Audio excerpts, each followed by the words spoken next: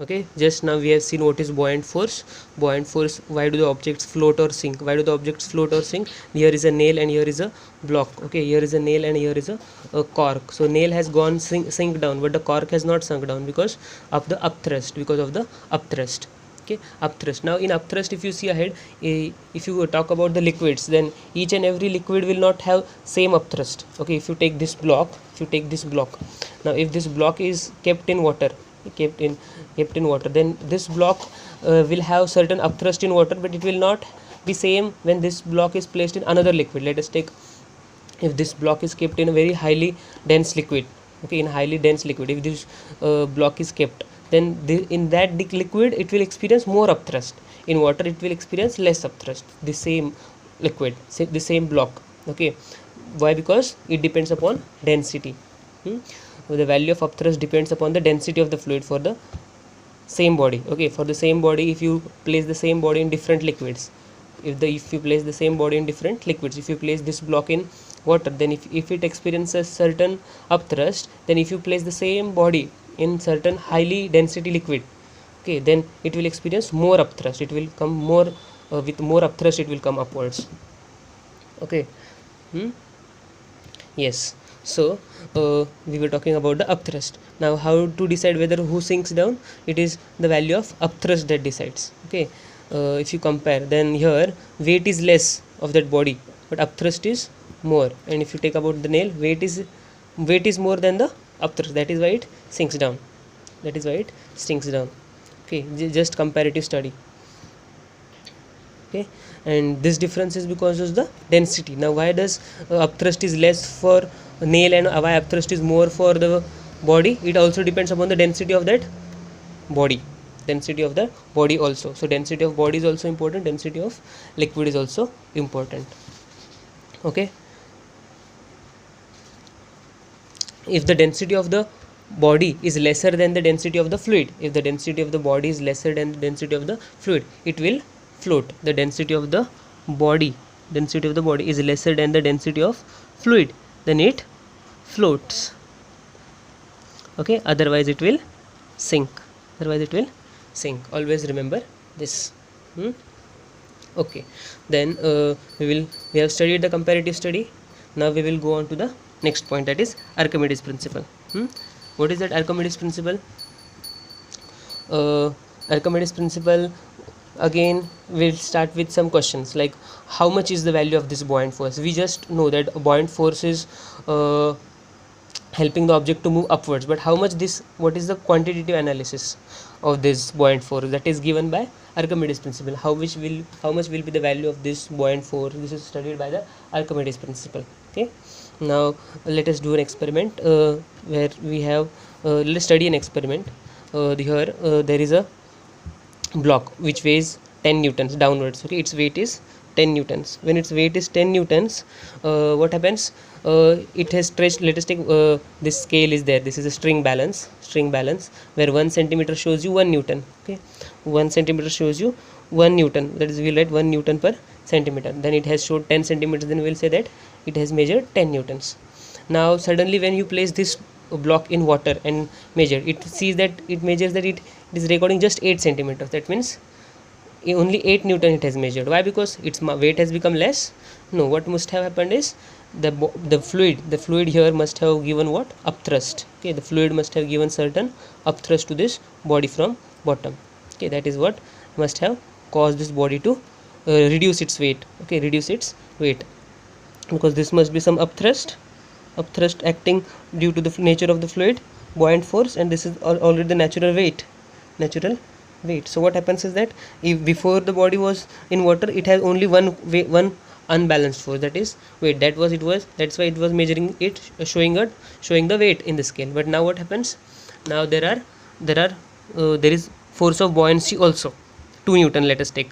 Then that is why 8 minus 2 we could record only 8 newton. So from where this 2 newton came and how it came, why it came, that we all are going to study in Archimedes principle. Like there are many questions like why the object, how much would the what would be the design specifications if you want to build a ship. Then the ship should not sink. the ship should not sink. So how to design it? So all these questions are able to be solved by Archimedes principle. Now we will see what is that Archimedes principle. Okay, so first you just consider that whatever is the volume inside, same volume will be going outside, same volume will be going outside. Volume in is equals to volume out. Means what? For example, that if you have volume in and volume out, volume in and volume out, so volume in and volume in is volume out, means as much amount of volume is going inside the body, so much amount of volume is coming outside. Now just before we studied that this about 2 newtons and 10 newtons. Now 10 newtons is the weight that we can always measure by any weighing machine, but how to measure this 2 newton of force? Do we have any technique to measure this 2 newton of force? Do we have any technique to measure this 2 newton force? Is there any instrument? How this has come? Now all this we have studied, we can understand by Archimedes principle. We can understand by Archimedes principle. Now what is Archimedes principle? Let us see. Okay, now we have this is a tray, this is a glass, this is water, and this is completely filled with water.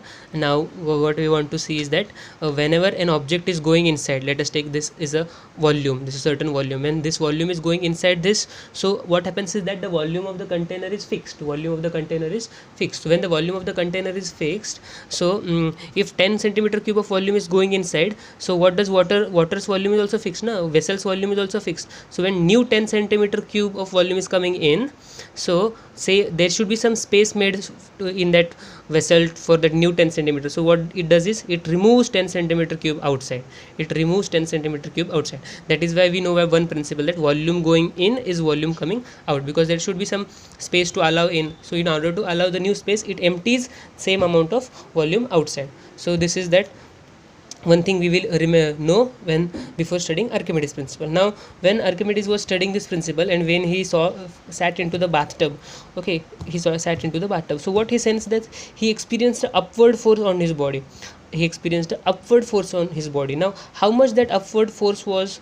He was just relaxing, and in that time he found that the amount of upward force acting on his body is actually, why? Because as he sat into the bathtub, what happens is that, say certain amount of water was overflowing, now this amount of water was overflowing. So what happens is that to this body, to the eraser or any body that has gone in the water, so what happens is that certain amount has been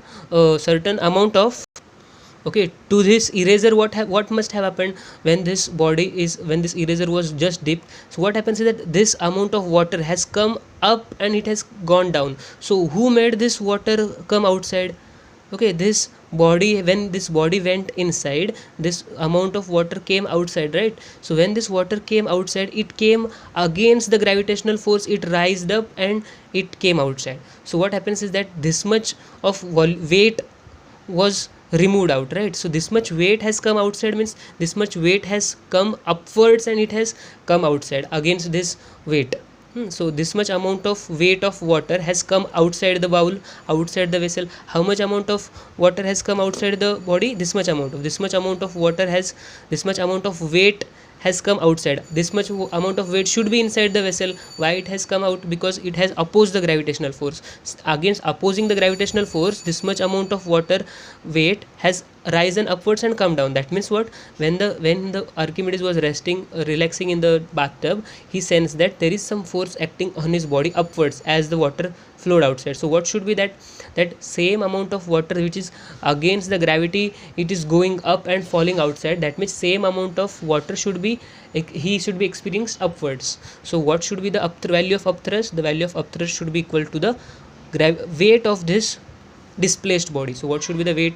Whatever is the weight of this displaced body should be the amount of upthrust. Okay, should be amount of upthrust. Now how to find its weight? The weight of this body, you know that volume in is volume out. So what is the volume of this body? The volume of this body is equal to the volume of the eraser.